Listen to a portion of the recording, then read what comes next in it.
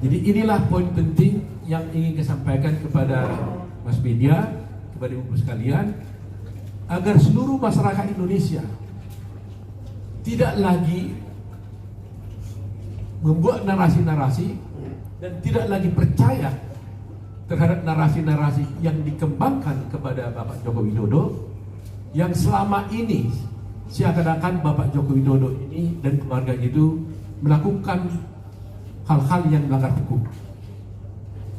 Jadi memang ini ada baiknya, karena kalau kita ini negara hukum, maka segala tuduhan itu dibuktikan melalui pengadilan. Dan kita selama perkara ini berjalan, kita tidak pernah mengumumkannya secara umum, mengeksposnya secara resmi, karena kita yakin dan percaya kebenaran itu akan datang pada waktunya. Tetapi hari ini semua itu telah terbukti dengan benar, bahwa terbukti dengan benar bahwa tuduhan itu tidak terbukti. Itu maksudnya, ya. Jadi perkara pertama PT UN tentang dinasti, tuduhan itu tidak terbukti. Perkara yang selama ini diekspos secara luas mengenai ijazah palsu juga tidak terbukti. Sekarang mengenai tuduhan kepada Pak Jokowi seakan-akan bersekongkol atau seakan-akan tidak membiarkan Gibran menjadi calon presiden, calon wakil presiden, dan tidak menghalangi Gibran katanya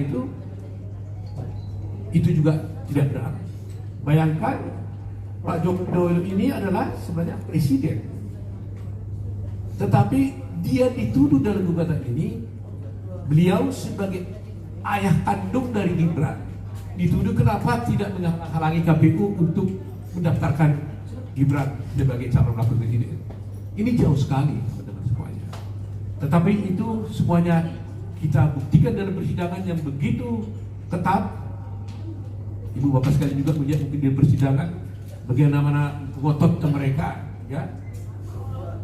Tapi puji Tuhan hari ini semuanya sudah berakhir. Kepada teman-teman semuanya, kepada semua rakyat Indonesia dimanapun berada, marilah mulai hari ini kita tidak lagi menuduh Pak Joko Widodo dan keluarganya melakukan perbuatan melawan hukum, antara lain melakukan praktek dinasti, kemudian juga mengenai ijazah palsu juga sudah jelas tidak dapat diterima oleh pengadilan, termasuk juga mengenai dicalonkannya Gibran sebagai calon wakil presiden. Sebenarnya dengan adanya putusan Mahkamah Konstitusi, semuanya sudah tuntas. Tapi kita merasa aneh, kok masih terus tidak berhenti. Nanti mungkin juga Anda tanya, Anda tahu bahwa masih ada satu perkara di PT UN, tapi itu tidak melibatkan Pak Jokowi, tapi itu melibatkan Prabowo Gibran yang diajukan oleh Pak Gayus Lumbun mewakili PDI. Tetapi hari ini kami membatasi, kami di sini semua tim, ada di sini Ibu Damai Purba, ada Dwi Prihartono, ada Andra Pasarim, ada Yakub Putra Hasibuan, ada Firman Pangadibuan, ada Hidayat Bostam, ada Bunyani, ada Nurul Firdausi, dan satu lagi tidak hadir kebetulan ada keluarganya yang meninggal, yaitu Pak Nikolai. Ya, Nikolai tidak hadir di sini. Dan kami inilah semuanya tim daripada Pak Joko Widodo dalam 3 perkara yang berjalan itu. Dan hasilnya hat-trick, ya 3-0 lah, begitu kira-kira. Jadi itu saja yang kami ingin sampaikan, dengan harapan ini dapat disampaikan pada halayak ramai, dengan harapan agar nama baik presiden, ya, meskipun gugatan ini juga hanya gugatan terhadap pribadi, bukan sebagai presiden. Mula-mulanya ada gugatan terhadap presiden tapi dirubah, hanya dirubah menjadi gugatan pribadi.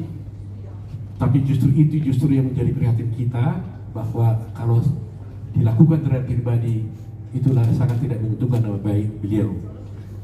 Karena dia juga adalah seorang presiden. Jadi itu teman-teman ya.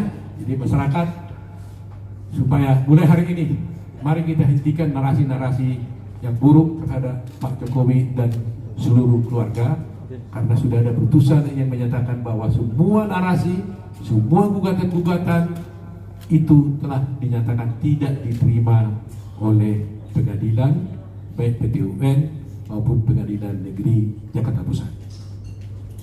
Itu saja teman-teman. Ada pertanyaan?